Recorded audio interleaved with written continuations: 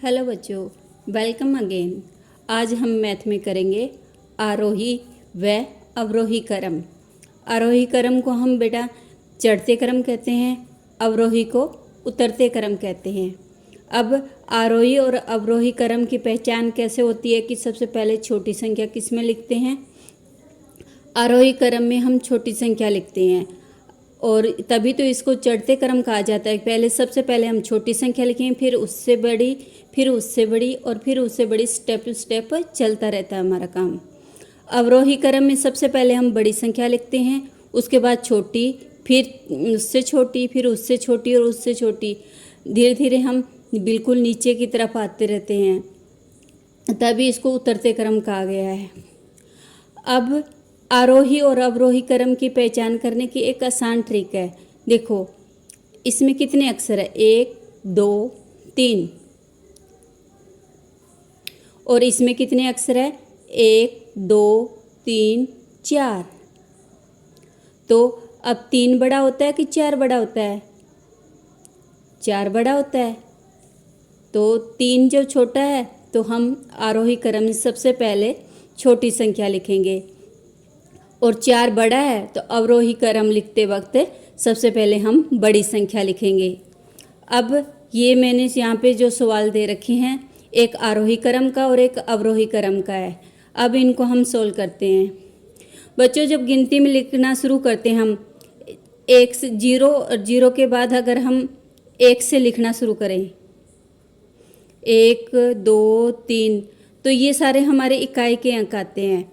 10 के बाद हमारा दहाई शुरू हो जाता है, इकाई और दहाई यानी 2 अंक शुरू हो जाते हैं। फिर आगे चलते चलते स्टेप टू स्टेप जब 100 पे पहुंचते हम, तो हमारे इकाई, दहाई और सैकड़ा यानी 3 अंक हो जाते हैं, और फिर इससे आगे हमारी काउंटिंग चलती रहती है।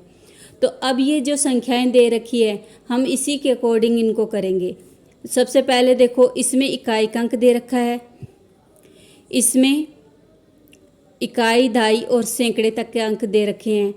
इस सवाल के अंदर हमें इकाई, दहाई, सैकड़ा और हज़ार तक के अंक दिए हुए हैं, और इस संख्या के अंदर इकाई, दहाई, सैकड़ा और हज़ार तक के अंक दिए हुए हैं। तो सबसे पहले हमारा छोटा अंक कौन सा है, 5 है, क्योंकि इसमें सिर्फ एक इकाई का ही अंक दिया है। उसके बाद में आता है कि इसमें क्यों, इनमें तो 4 अंक दिए हुए, इसमें 3 दिए, यानी सैकड़े तक के अंक दिए हुए हैं, तो ये संख्या हमारी छोटी है।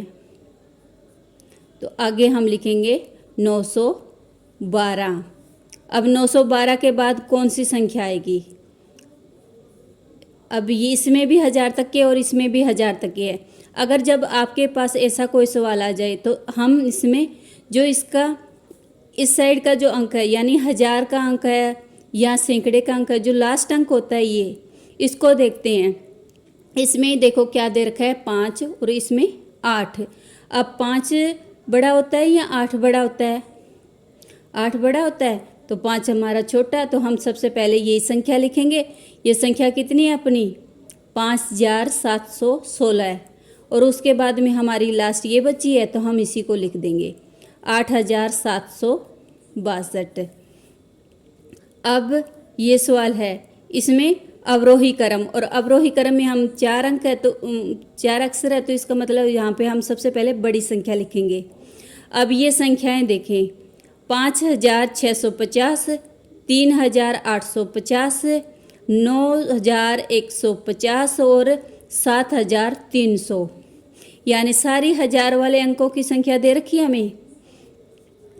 अब इसमें क्या करेंगे, आपको बताया था ना, इसका जो लास्ट अक्षर होता है वो देखते हैं हम।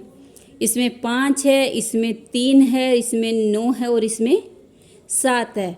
तो हम इसी के अकॉर्डिंग इसमें देखेंगे कि सबसे पहले बड़ी संख्या कौन सी बनेगी। 5 3 9 और 7, इनमें से बड़ी संख्या कौन सी है हमारी, ये। तो ये संख्या कितनी है हमारी, 9150।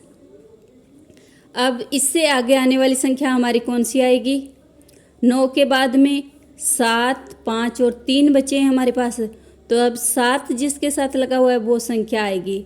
तो ये संख्या कितनी है हमारी, 7300। अब इसके बाद हमारे पास कौन सी संख्या आएगी?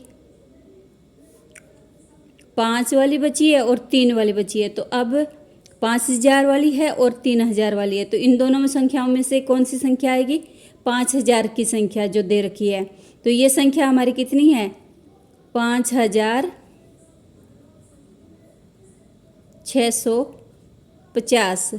और इससे आगे कौन सी संख्या आएगी? ये लास्ट बची हमारी, तो ये लिख देंगे हम।